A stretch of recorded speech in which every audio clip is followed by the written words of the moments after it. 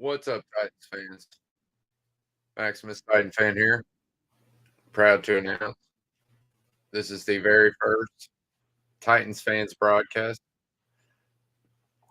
Just like to say welcome. Today's show is pretty much an open night, open mic. So you can pretty much just comment whatever you want. I'll either address the comment, answer the question, or whatever. Um, I'm going to start off the conversation basically talking about the undrafted free agents that we acquired and who I think might actually have a good shot of making the team.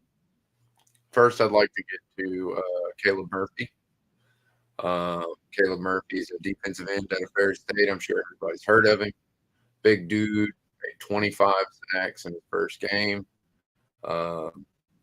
But he played for somebody named Ferris State. Never heard of him. That doesn't mean anything. Just because he comes from a small school doesn't mean that he's not going to make an impact. He has 40 sacks in 2 seasons, I believe. Doesn't matter where you play college. 40 sacks in 2 seasons is impressive. So I'm interested to see. He didn't do well at the combine, and I think that's what hurt him in the eyes of a lot of teams. He was slow. I think he ran like a 5.6 40 or something like that. It was really slow. It wasn't very good. But still, he's a big dude. He pushes guys around. You watch his tape. I mean, of course, he annihilates because he's, at a very small school. But I'd like to see what he does when the vets get to camp, see how he reacts when the vets get to camp. But I think he's one of the ones that has a really good shot at making the team. Another undrafted free agent that I think has a good shot at making the team is Jacob Copeland out of Maryland. Very good wide receiver, runs crisp routes. He's got speed. That's the big thing I like, the speed. Vrabel had a big point of making a point to make everybody understand that speed was the thing that we were after this offseason. I know it's an undrafted free agent, but I still believe in him. I think he could be a contributor year one.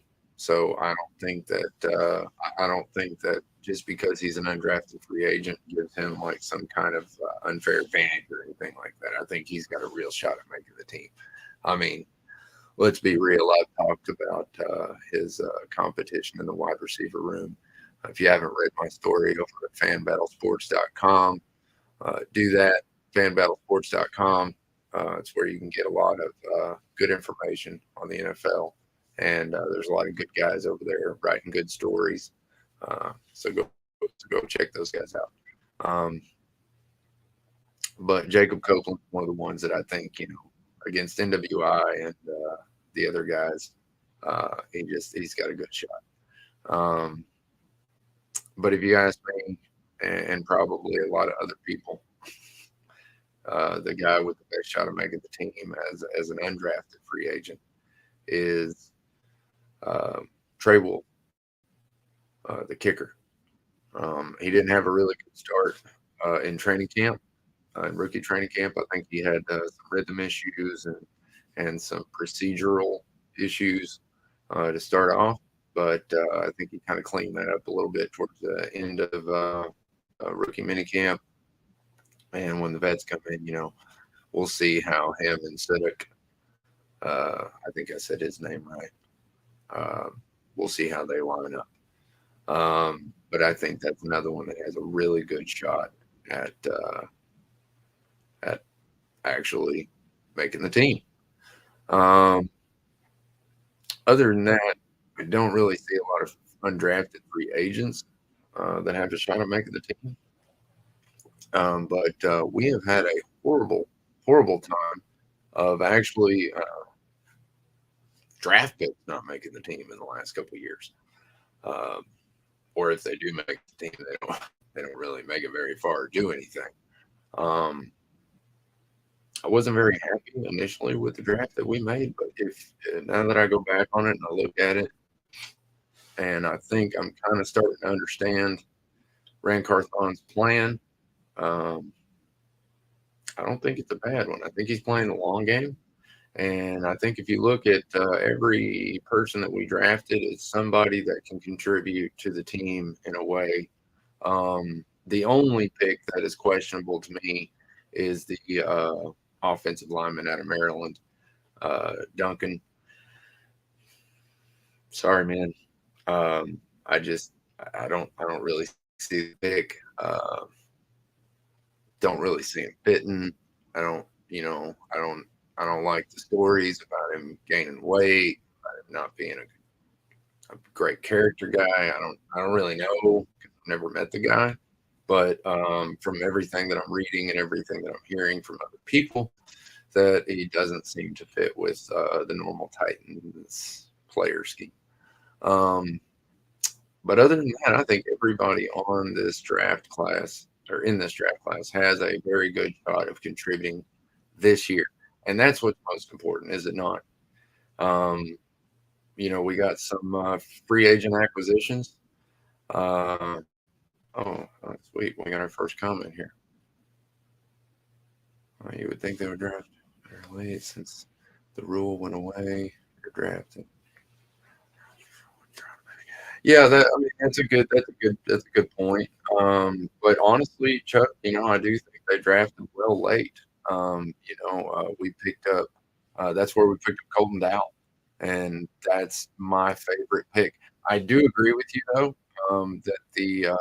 that the Jalen Duncan pick was a little late. So I could see what you're saying there, and I agree. I think there were better people on the board that fit better with our system.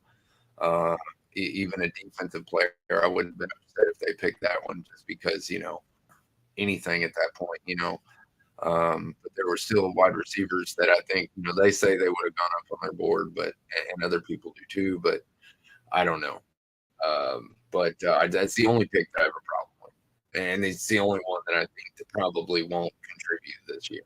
Skoronski obviously is going to be a starter this year. I don't know if you've seen any of the practice videos or anything, but there's one especially where he comes off the line hot. I think he's playing at left tackle, and there's a tight end lined up next to him. He comes off the line hot.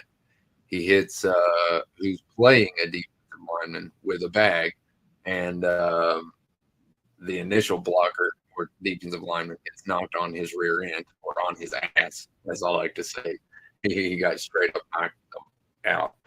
And the other guy, when he met the linebacker in the backfield, he shoved him back a good 8-10 yards. So, I mean, that was really promising to see. Um, I do have to mention, though, the guy that he knocked on his ass, guess who? Jalen Duncan. And if you look at that particular video over and over and over again, does it not look like he is quote unquote half-assing or just running through the motions? That's the difference right there. That's what happens when you run through the motions on a guy that actually practices like he plays. And Skoronski obviously practices like he plays. He's a very violent looking man. He has upper body violence, and that's what you look for in an offensive lineman. So then we move on to the second pick, Will Levis. I've had a lot of debate with people as to whether Will Levis should start this year. Um, as far as I see it right now, unless we trade off Tannehill, I don't see him starting this year. Unless we have a really bad year, we start tanking or something like that. Tannehill gets injured, then we'll see Will Levis start. I do think he can still contribute, even if he doesn't start. So I still count him as a contributor. Round 3, we've got, then we got Tajae Sharpe. Tajae Sharpe, I think, is probably going to be the biggest contributor, other than my secret one, but he's my biggest contributor out of the draft class, just because. And I know a lot of people's worried about his knee, but if you look back on his record, his ACL injury, where he lost his ACL, was in 2020. So he's played 2 years without that ACL injury or without that ACL. And in 2021, towards the end of 2021, you really see him start to come on. If you go back and you watch the tape, you really see him start to run with more power and more confidence, and he just played better. He even said towards the end of 2021 that he started feeling more like himself finally. So we kind of got him as he's feeling at his best. So I'm kind of happy with that.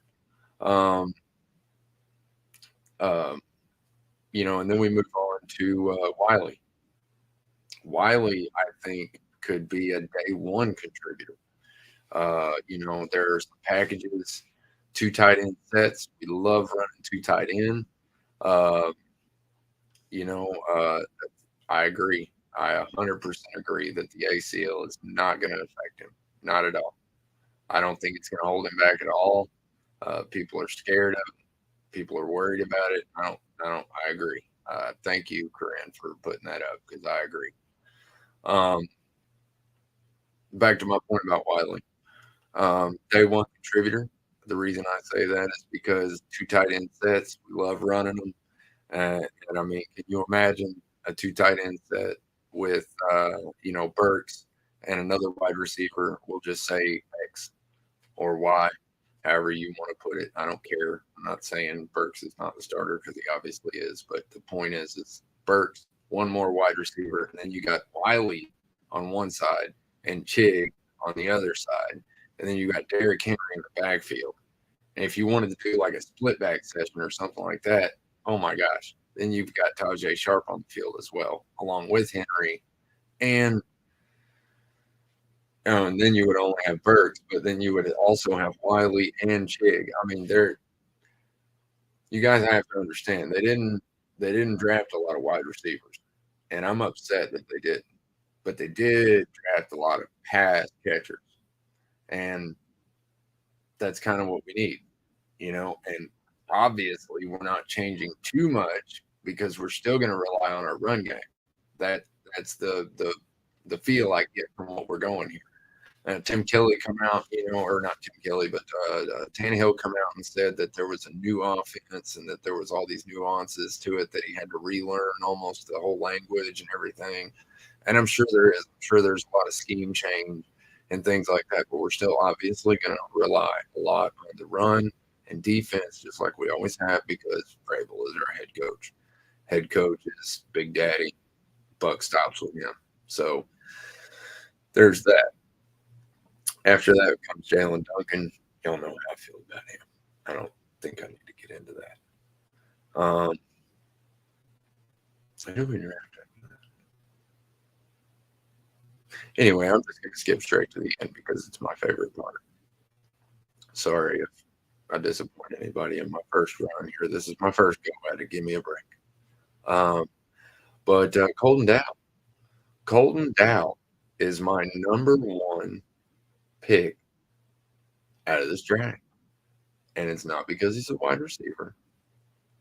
It's just I love the kid. And also, as a guy who lives pretty close to Knoxville, I get to see a lot of UT games. Pretty much all of them. I get told about all the UT games because everybody around here loves UT. So when Colton Dow and UT Martin came to town, and Colton Dow put up 117 yards against a pretty darn good SEC defense in Tennessee, I was impressed. My eyes were open. I was like, wow, who is that kid? I even remember saying that when I watched the game. Who is that kid? That kid's going to be something. I bet he moves to a different school next year is exactly what I was thinking, but I didn't know he was, eligible for the draft. And then I look at his size and his speed. His RAS score was at 9.98 or 9.78 or something like that out of 10, which is receivers that go all the way back to like the 40s or something like that. I mean, it's insane. Out of 3,000 people, he scored almost a perfect 10 on his athletic ability, which means the kid is just off the charts when it comes to athleticism. So you've got all the raw talent in the world. And when you hear the guy talk, I don't know, you just get a sense that he's got a good head on his shoulders and he's a good kid and he's smart, which, let's face it, you don't get athletic and smart a lot together. It just doesn't usually come together, unfortunately. I mean in a different way. I don't mean smart as in like intelligence, because Joshua Dobbs is intelligent as hell, but he's not the most athletic dude in the world. I mean, he's athletic, but my point is that you can be intelligent. I'm talking about smart as more like street smarts or football smarts. When people talk about things, you know, how to carry yourself, how to talk to someone, how to talk to the media. And it seems like Colton Dowell, out of all the rookies, knows how to talk to the media the best, which is hilarious because he comes from the smallest school that we drafted. So, highly impressed with Colton Dowell. Super impressed with Colton Dowell. Could not gush about this guy enough. I honestly think that he gets in the wide receiver rotation in year one. I know that bold prediction, whatever you want to call it, go ahead and mark it down. I put it out there. It's out there now. I've said it. So when it happens, I can come back to this video and be like, I told you so. I'm not saying he's getting 1,000 yards or anything crazy like that, but he will contribute. I absolutely guarantee he will contribute.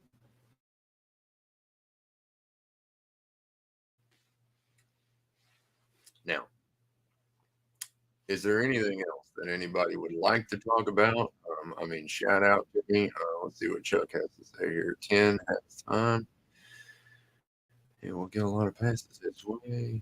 No D will put their best corner. Yeah, see, that's what I'm saying. You know, nobody's going to be looking at Colton Dowell like he is the man. I wanted to say X or Y when I was giving the two tight end explanation because I didn't want to say Colton Dowell because honestly, I think personally he makes the most sense to be the number one outside wide receiver. It's either going to be him or Chris Moore, in my eyes. It'll probably end up being NWI because I don't know, Mike Vrabel has some kind of love affair with NWI or something. But I hope that it's either going to be Chris Moore or I really hope it's Colton Dowell because I think that will give us a little bit more of an edge. He's got the speed, you know, Burks has the speed. And you match that on the outside with Derrick Henry, then all of a sudden the play action pass becomes a little more effective. When you got two burners on the outside that can outrun defensive back, you can't just load the box anymore, especially when you got two tight ends on the field that can also cross the field or go out and stretch the field and catch the pass as well. Then you can't just load up against Derrick Henry. You got to be reacting to what is happening. And when you have to react against Derrick Henry, he just runs right through you. So we just have to get that rhythm down and get going. You know, I'm looking for another topic. So if anybody's got anything, you know, it looks like I don't have a whole lot of viewers, but anybody want to give me a different topic, I'm cool. But right now, I'm cool to talk about the offense too. I'm really excited about Tim Kelly. I want to see what Tim Kelly can do. Let's see here. We got what will be our toughest game this season? Oh, that's a very good question, Corinne. What is our toughest game this season? Hmm, that's good. I'm gonna leave that up there for a minute. What is our toughest game this season? I'm gonna say the very last game we play this season. It's gonna be the Jaguars, and it might determine who is the winner of the AFC South. Now, I know a lot of you guys are expecting the Titans to be crap and to not have any kind of not have any kind of game, but I believe that they will. And I believe that if you're sleeping on Mike Vrabel to get 6 wins or 5 wins, then sorry, you're going to be disappointed. Let's see what Chuck's got to say here. Bengals or Ravens? Are you asking me who the bigger threat is? Who the bigger game is? Bigger threat, I say the Bengals for sure. I'm a prove it guy, so until the Titans prove that they can beat the Bengals, which they haven't, Burrow and Jamar Chase has come to town. So I'm gonna have to say Bengals are the most dangerous. Ravens, I think we could probably beat them. Okay, here we go. Toughest game. Which one's the toughest game? For me, I think I was on my way to answering that, but the Bengals, man, simply because we haven't beat them yet. And until we prove that we can beat them, I put that as an L in our column. I hate to say that, but honestly, and if you look at the schedule, the Ravens have to play the Steelers right before they play us, which is a very big rival of theirs, which means they're going to play them super, super hard. And then they have to come and play us in London. And they only get, I think it's a 6 day break in between the two games, and we get an 8 or 9 day break in between the two games. There was a story I read recently that basically said that we get the most rest in between games out of any other team in the NFL, which I find that interesting. But I don't really know. I don't really see that as an advantage, as they called it, as much of an advantage as they made it out to be. But I can see how that could definitely benefit us because the Titans are known for doing well after a long break. If you look at Mike Vrabel's record after the bye week, it's stupid. It's like 9-2 or something like that, or 7-2, or we've only lost two. Um, oh yeah, thank you. Yes, actually, yes, that is fact. We are we get the most rest out of any team, and as far as I see it, a lot of people think that the schedule we've got is pretty daunting, but I don't think so. I think we've got 9 games easy. Um, I think if we can, push it, then well, let me rephrase that. We've got 8 games easy. Uh, 7 or 8 games easy. I have to be careful because it's the NFL and you never know what's going to happen. But we've got 7 or 8 games pretty easy. I'll be pretty upset if we finish less than 7 wins. Now, I do think that we are better than we were last year. A lot of people will disagree with me on that. I I think our offensive line has improved. Dennis Daly. I'm not going to go into this, but a lot of you, if you haven't been watching my reels or anything, then I hate Dennis Daly. But let's see here what we got here. Favorable schedule, contend for the division. We will contend for the division for sure, and that's what I'm talking about. People are saying, "Oh, well, the Texans or the Jags or the Jags are the pure winners." I've heard that a lot. And again, I'm a prove it guy. The Jags have done it once before, but did they go back the next year? No, they were absolutely terrible the year after they went to the playoffs. I think they even got all the way to the AFC Championship, if I'm not mistaken. But anyway, somebody can correct me on that if I'm wrong. I might be, but I feel like they went one year recently and then they were crap. Here we've got a good question. What changes do we need to see on defense? Well, that's a very good question, Corinne. The only changes that I think we need to see on defense is our defensive backs. Now, we have to remember that Harold Landry was out last season. He's going to be back.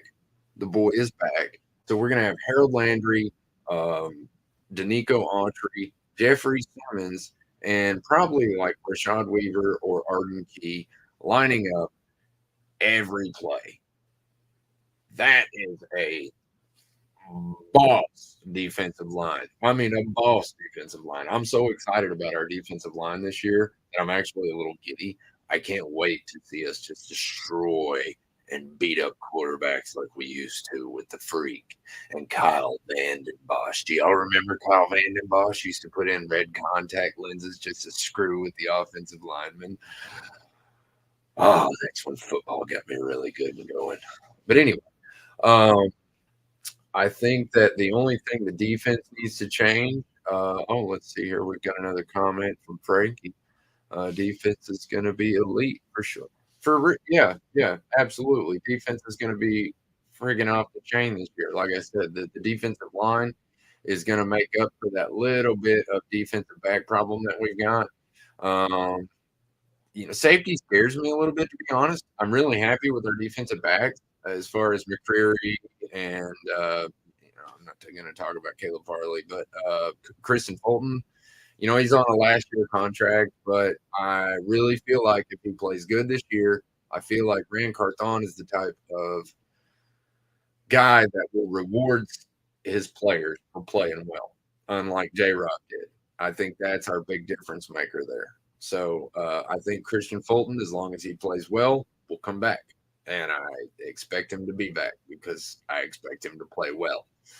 And then we've got Elijah Molden. We've got Trey Avery. That was another one that was really surprising last year that I'm really excited to see his development through this year. And Bunting. Sean Michael Bunting. I'm sorry. I'm not that good at names. I forget names really quickly. But anyway, we've got a pretty decent defensive back set up. Our linebackers are pretty set up. We've got a whole maybe an interior linebacker because of we've got Al Shahir Zahar. Sorry, Aziz Al Shahir, I think is how you say his name. Really bad with names. Y'all will figure that out. You keep watching my videos. Hope you do, by the way. Like and subscribe, share. Anyway, he's going to be good. I don't worry about him. They're Racing McMath. He's a wide receiver. The other one from Georgia. Anyway, he is my other linebacker. He's the one that's got to step up. He's the one I'm worried about. I love him. Anybody who knows me knows I'm a huge Titans fan. I'm a huge Tennessee Titans fan. However, when it comes to college, I don't really like Tennessee. I grew up in Central Tennessee, which means that I didn't know that UT existed, other than my team played them once a year every year, which is the Georgia Bulldogs. Go Dogs. Ooh. But so I want to see my dude succeed, but I don't know that he's going to get there because he's had a couple years now, and Mike Vrabel's known if there's one position known for really pushing out amazing talent out of nobody's. Jalen Brown is a good example of that. It's linebacker. So if you can't succeed on a Mike Vrabel team as a linebacker, then dang, sorry. So anyway, other than that, I think that the only changes on defense that I see that we need to make is safety. Our safety position beyond our two starters, which are amazing, by the way, Mara Murfreesboro and Amani Hooker, the hammer. They're great. But beyond them, Andrew Adams tore his I can't think of the name of it now, but the tendon, the tendon. It's worse than an ACL injury. He's not going to play this year. So just scratch him off the board. So now we've got a bunch of guys behind Amani Hooker and Kevin Byard that clearly I don't even know their names, if that tells you anything. I mean, I do know their names, but I can't call them to my mind right now, if that tells you anything. And I'm a Titan lover. So that's the only thing I'm worried about. Now, if I was the defensive backs coach, I would look into maybe shooting Molden over to safety every now and then. If Hooker got hurt or something like that, I could see Molden sliding into that place and becoming an every down, because right now he's like the slot guy that comes in on first and second down for run support because he's a big hitter, you know. He's not the fastest guy, so he's not going to keep up with the jukey slot receivers or whatever, but he can keep up with the tight ends, and he can knock the crap out of the running back, or so that's usually what his role is. So I think he'd be great as a starting safety, especially a strong safety, which is kind of what his job is, to come down and help with the run game, or go in and make the big hit after the wide receivers caught the ball. So I don't think we're changing much on defense. I think our defense is actually pretty good. I mean, I'm actually impressed. The only thing I really worry about, if I'm going to say I'm worried about anything, is Todd Bowles. Todd Bowles or I think that's his name, Todd Bowles. Todd Downing is why I'm getting confused here, because everybody knows how I feel about Todd Downing. Me and my boy Tyreek who was gonna host a show with me tonight, but something came up. But me and him, he started the petition to get him fired. That's what kind of got me and Tyreek to meet. Or Titan Jones, excuse me.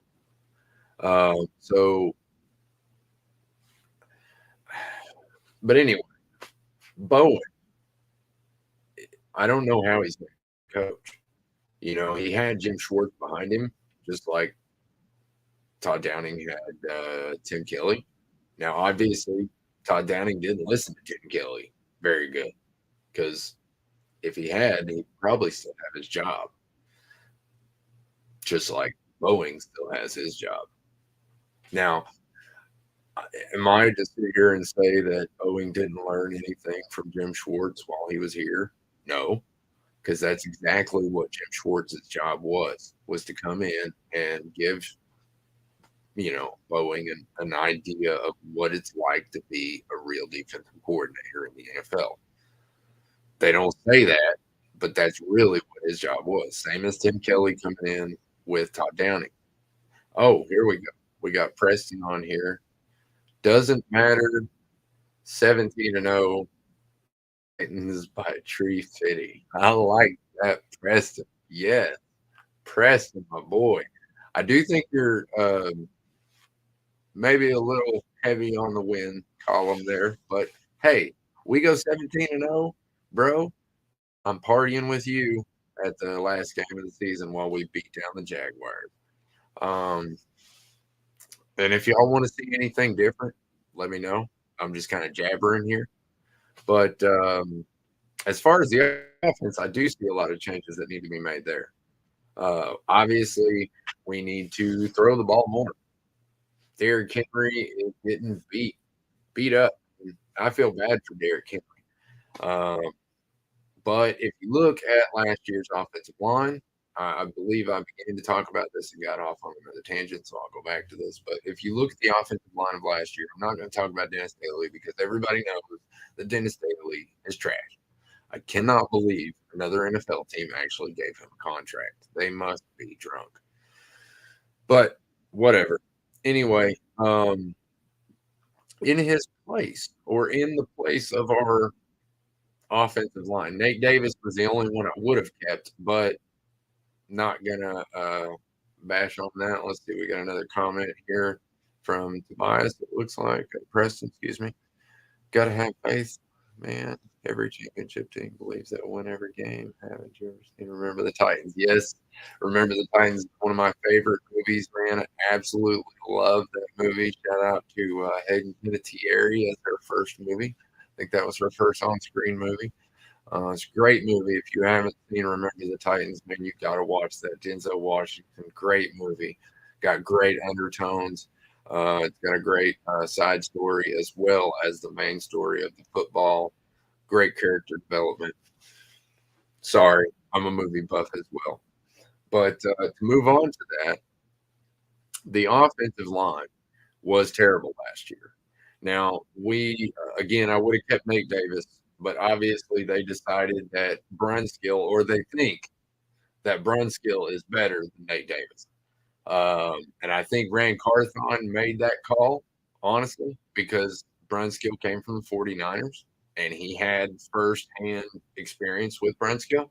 So I think that's a call based on what Rand thinks the talent level is and what the money that Nate Davis was going to bring. And so I think upgrades all the way around, except for one position.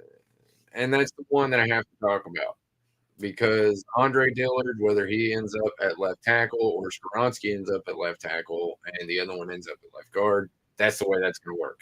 Skoronski and Dillard are left guard, left tackle, one way or the other. It's the way it is.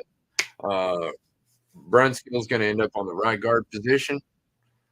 PTT is going to stay at the right tackle. I don't see any reason to move him. He did great last season, so I don't see any reason to moving him. Now, as far as the center position goes, I'm not really happy with the Aaron Brewer move.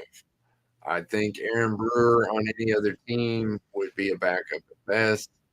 I watched him get shoved around a lot last year. Now, I've heard from a lot of people that he has put on some weight instead of being around 280 last year at what he played. He's more at 290. If that's true, 290 as a center is good, especially in a zone scheme. So, okay. Also, I'm getting a lot of feedback that center is his natural position. So I have to say that,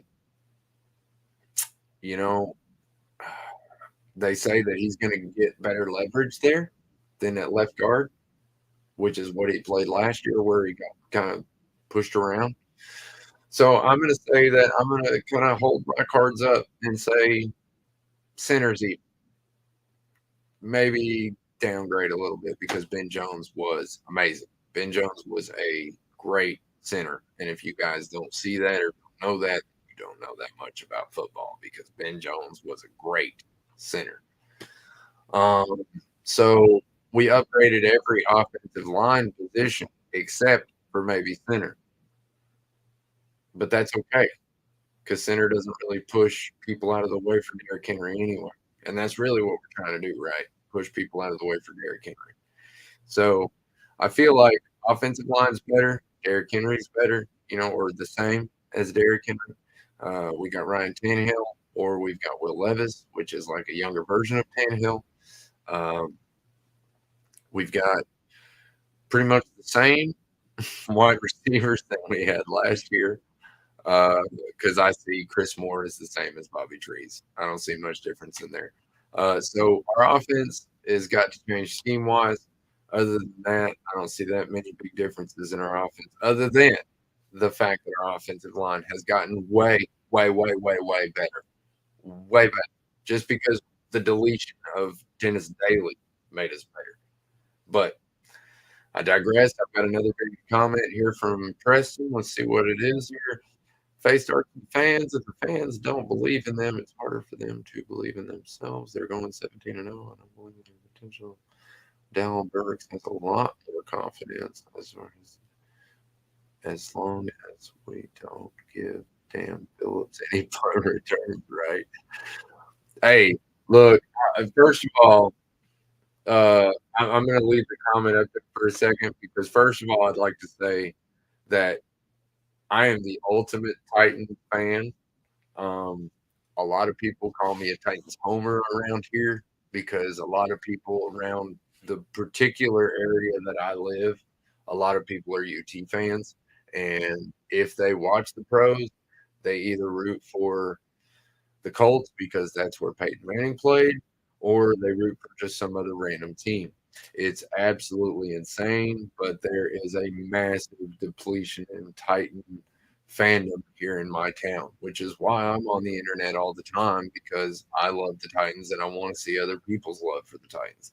I don't want to hear a bunch of malarkey or hear that malarkey or hear that I am a Titans homer because yeah, I mean, do I think we could go 17-0? Do I think it's possible? Absolutely, it's possible. Is it probable? Not really, but I would love it, dude. And yes, every single game I suit up and I put my crazy blue hair on, which y'all know if y'all have watched my videos on Facebook. I put my jersey on, I get ready. My family knows it's Titan time. And I am rooting 100% for us to win absolutely every single game. I want to not only win, I want to dominate. I want to beat them. As far as what else you said there, uh, we do have a lot of potential. Burks has not only a lot more confidence, but something I wanted to hit on while I was talking tonight was Treylon Burks and how he has stayed in Nashville the entire offseason because I don't know if a lot of you fans know this or not, but Treylon Burks has asthma. And as a wide receiver, when you're running 40, 50 yards every single play, asthma can be kind of a killer. Now, let's not freak out. Emmitt Smith had asthma. A lot of different players have asthma in the NFL, so it's not a big deal, but he does have asthma. And because if you've ever lived in Tennessee, you know the summers in Tennessee, the humidity is ridiculous. And it messed with him last year in training camp. If anyone can go back, look at the stories, you can see it. He couldn't breathe right, he couldn't run right. He stayed out of practices, even into the season. It affected him.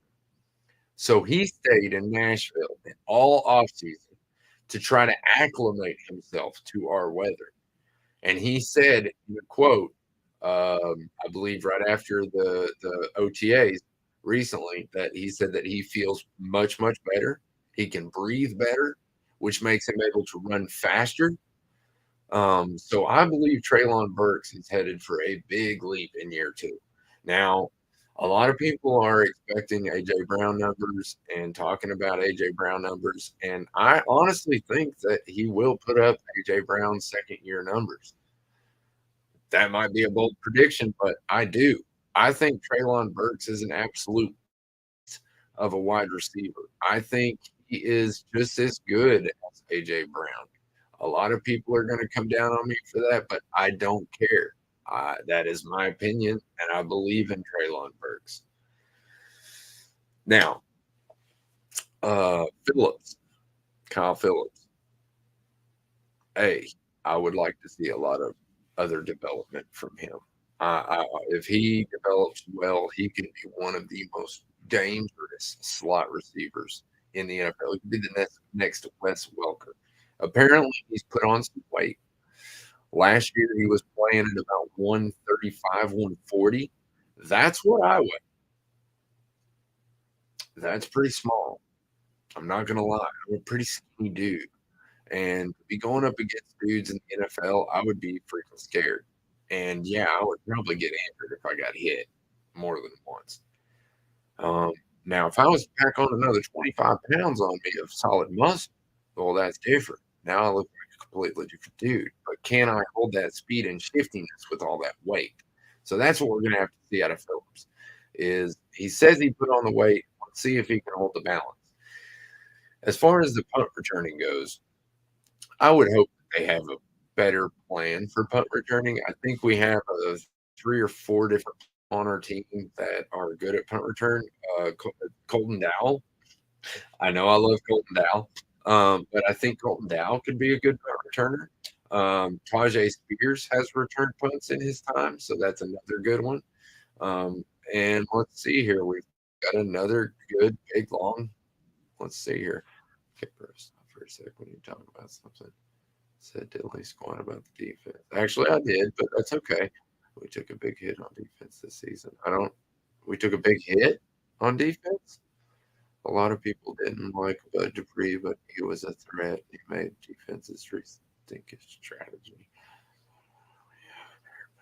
Fired since he declined the pay cut. I assume we aren't losing him, but June fast approaching. Cut people. Let's talk defense for a second. What's your thoughts on? Okay, so I'm going to leave that up there just for, well, no, I'm not, because that takes up half the screen. Okay, so basically, he's talking about Bud Dupree making an impact on defense basically just by being on the field. And I understand exactly what you're saying there, Preston, because I saw it.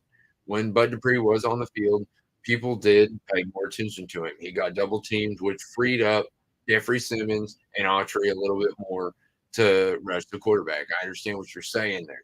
But we have to look at his overall production. And I don't think losing Bud Dupree was a big hit, especially when you consider the fact that we still have Rashad Weaver, who had just as many sacks as Dupree did, and we have Arden Key, who had actually more sacks than Bud Dupree did. Both of those guys are rotational pass rushers. Bud Dupree was supposed to be a starting pass rusher. He just was more like a rotational pass rusher because the guy can't stay healthy. Now, I wish him the best of luck. I hope that, he does well on his other team. But I don't think he was a good fit for the Titans, just like Davey and Clowney. I think both of those guys were kind of reaches. I think J-Rob was Hail Mary in that situation. So I'm not that affected by Bud Dupree being gone. I can see why people would freak out, seeing a big star like that go somewhere else. But as far as me goes, I'm not that affected by it because of the players that we have to back him up. As far as I'm concerned, Arden Key is just as good as Bud Dupree. I mean, people can argue all they want, but you look at the numbers, you look at the statistics when he's on the field, and who cares about, oh, well, when he's on the field, he had 2.5 sacks in a game or average 2.5 sacks a game when he's on the field. Well, if he's only on the field 5 times a year, those 2.5 sacks a game only turn into 9 sacks? Well, Arden Key had 9.5 sacks as a rotational rusher. So there you go. As far as the other thing you were talking about, Kevin Byard, I did talk about Kevin Byard. His contract situation, I'm not really that worried about. I am worried that he might not be a Titan for very much longer. And I love the mayor of Murfreesboro. So I am worried about that. But, just because of his age and because of what he's going to command on the market, that's why I think that he might not be a Titan very much longer. Although we don't really have a backup plan at safety. So I don't really know if we can let him go. But I think as Chuck, I love you, bro. The defense will be just fine. We are fine on defense. We haven't really lost much on defense. If anything, we've gained a little bit on defense. So I think defense will be just fine. But let's see here. What else we got here, Preston? Not just talking to Pre, but overall, we didn't do much to improve the defense. Not that we needed to, but we're focusing so hard on offense that we forgot about defense altogether. See, again, I mean, agree to disagree, dude. Because to be honest, I think we added Arden Key, we added Sean Bunting. So saying that we didn't do anything to improve our offense is not really correct because we did. We the weakest point of our defense. I mean, if you're because really our defense was pretty darn good.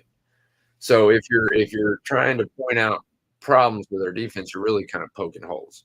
And defensive back is the easiest hole to poke because we didn't really have the pass rush that we thought we were going to have because Harold Landry and who was it that wasn't on the field that much last year? Oh, yeah, Bud Dupree. Those 2 guys weren't on the field. So when you have your 2 prolific pass rushers not on the field, and you've got, you know, Walker, who ended up with 8.5 sacks. I actually wanted to keep him because he's a Georgia guy, but I actually wanted to keep him. But we got Arden Key, so I'm okay with that. I'm cool. But when you had him and Rashad Weaver out there, that's a very different story than Harold Landry and Bud Dupree, a healthy Bud Dupree. Huge difference. Okay. So I think that is, I think you're exaggerating a little bit there, bro, or you're worrying too much. Let me just assure you that we did do enough on defense, and we have done enough on defense. Our defense was very good last year, and since we're getting Landry back, I think our defense is going to be top 5, top 10. You can go ahead and mark that down right now. Take that to the bank because that's going to happen. That's going to happen. Let's see what else we got here.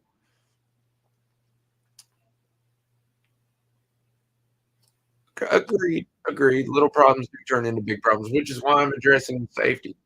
You know, that's our biggest issue right now on defense is the fact that we don't have a lot of backup at safety. I mean, if Landry or excuse me, if the mayor of Murfreesboro, Kevin Byard goes down or Monty Hooker goes down, who comes in to back those guys up? Because right now they're, as far as I'm concerned, on any other football team, third, fourth string at best. So that's what really worries me. Let's see what else you got here. Having both Autry and Landry on the field healthy should make a huge improvement. Yeah, see, and that's what I keep saying, man. I mean, you're talking about your defensive line is going to be Harold Landry as the starting outside linebacker, and then you're going to have like DeMarco Jones, Jeffrey Simmons, Autry, or Rashad Weaver, on the other outside linebacker, or Arden Key. He can line up at linebacker or on the line. I mean, dude, we have got amazing pass rushers. And if anything, that I cannot wait to see our defense this year. Our pass rush defense should be absolutely sick. I mean, we should just run people to death. I cannot wait.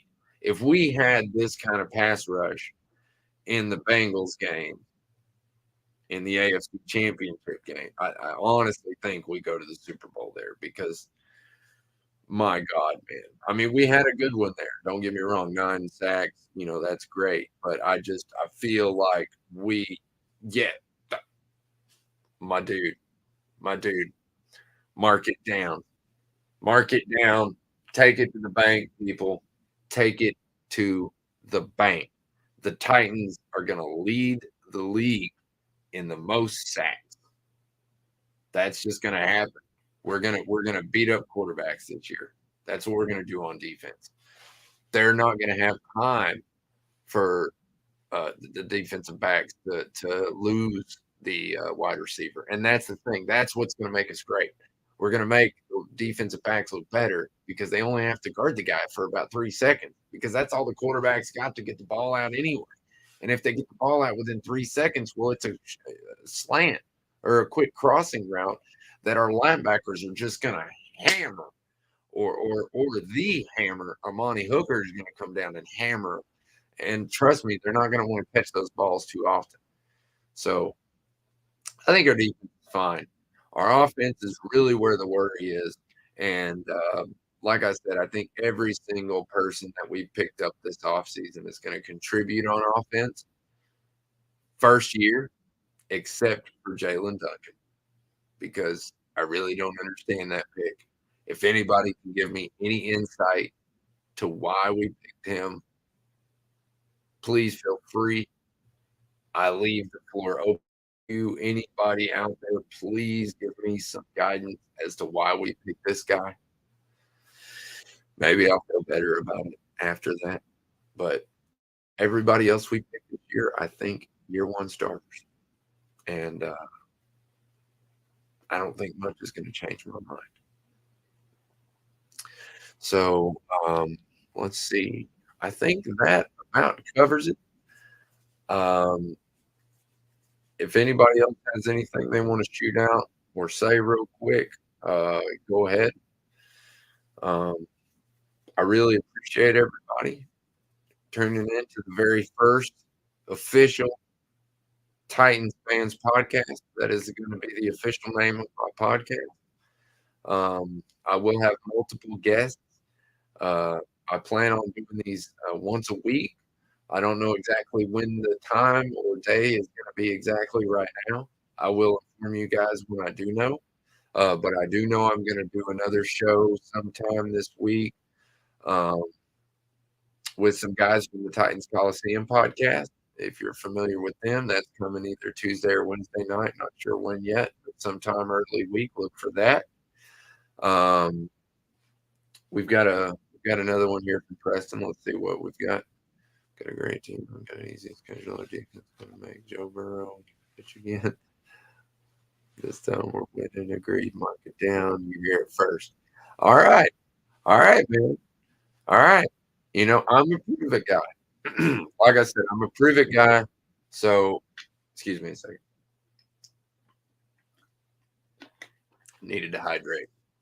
I'm a prove it guy. So I say until we beat them, I put that as an L column. Sorry, guys. But I like to think of myself as a realistic Titans fan, not just a homer. So until we can beat the Bengals, I'm going to continue to say that that's a lose or a loss in my prediction. But anyway, back to what I was saying. I plan on having some of the guys from the Titans Coliseum podcast on Tuesday, Wednesday. Look for that earlier in the week. I'm also going to have a show with Titan Rossi from Twitter, if anybody's familiar with him. So look for your boy, and Sundays, right now, every other Sunday. So not this Sunday, but next Sunday, I will be on or I may be on the Fan Battle podcast, AFC South Fan Battle podcast, which comes on Sundays at 9:30 Eastern, 8:30 Central Time, every other Sunday right now. Like I said, not this Sunday, but next Sunday. So that's where you can find me. You can also find me on Facebook, Twitter, Instagram, and YouTube, all the same way. It's right there on your screen, Maximus_Titan_fan. Except on Twitter, it's just Maximus Titan fan, no underscores. Yeah, man, I really appreciate everybody tuning in. I really appreciate everybody's feedback. I really appreciate everybody's comments. Oh, hang on. We got some more. Let's see here. Preston, bro, you know the Titans. A long history of winning games when you're supposed to. Yeah, that's what I'm saying, man. Anybody who sleeps on Mike Vrabel, I know a lot of people are predicting us right now to get 5 or 6 wins. That's ridiculous. Anybody who sleeps on Mike Vrabel is a fool. 5 or 6 wins, I'd be pretty darn disappointed. Anything less than 7 for me is a disappointing season.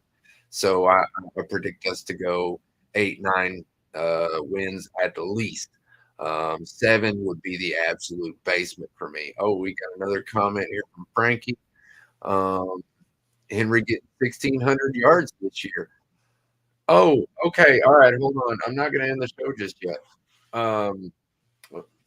Thank you, Tobias. Preston, if you need to leave, that's cool, man. But I'm going to keep going with this right here because Frankie said something that interests me.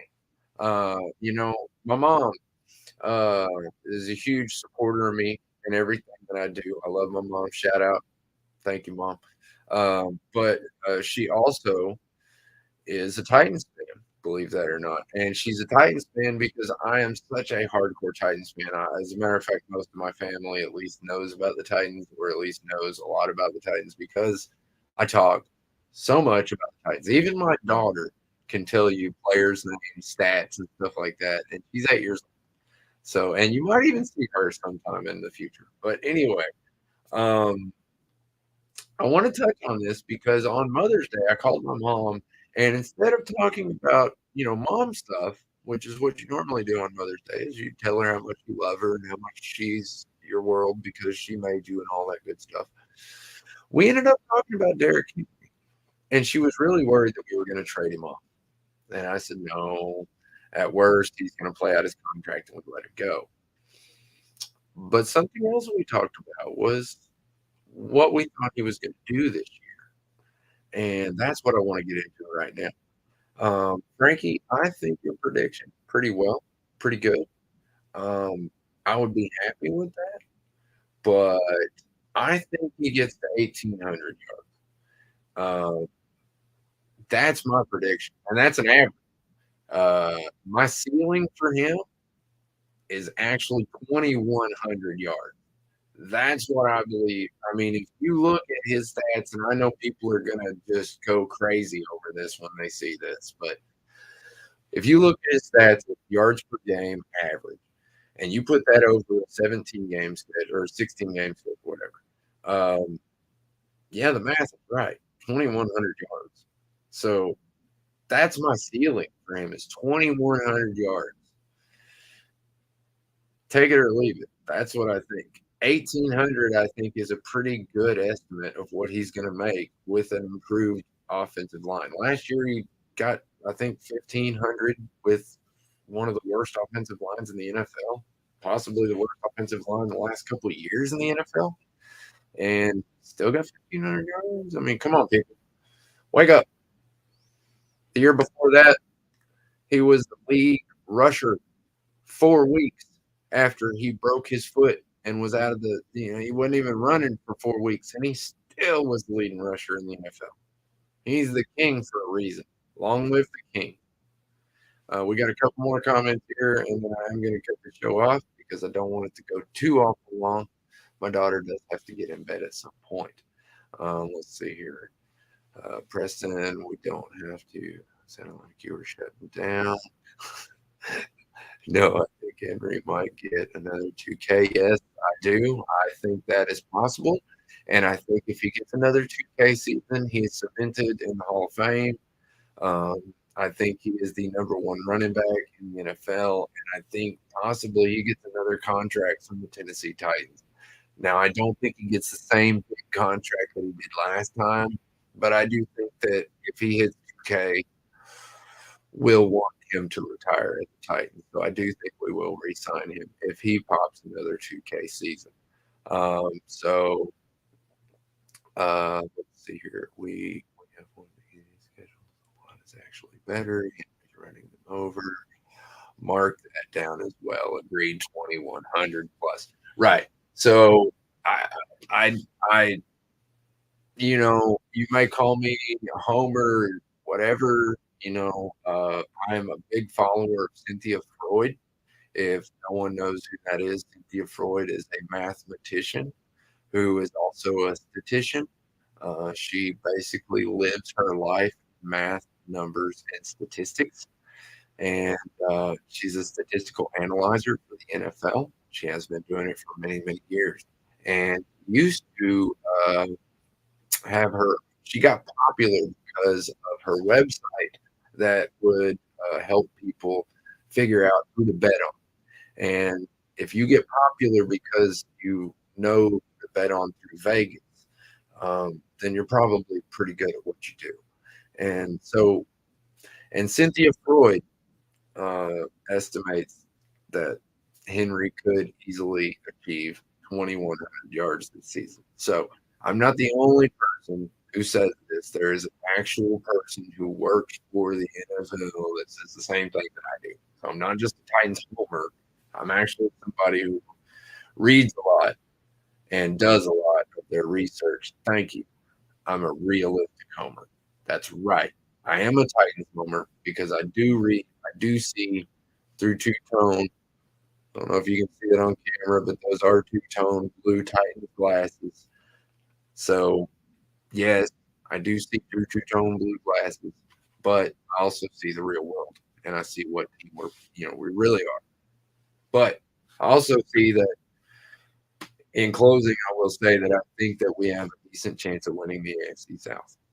I do think we have a good chance at Henry breaking a record for being the only person in the NFL to do it twice. Not only that, I see him breaking the overall yardage record. Um, so there you go. And, let me know how I did on my first video, guys. I mean, don't be afraid to criticize or give me good things. I like that too. Like, subscribe, share. It's the only way I can grow. I love you guys. Thank you so much. And y'all have a good night.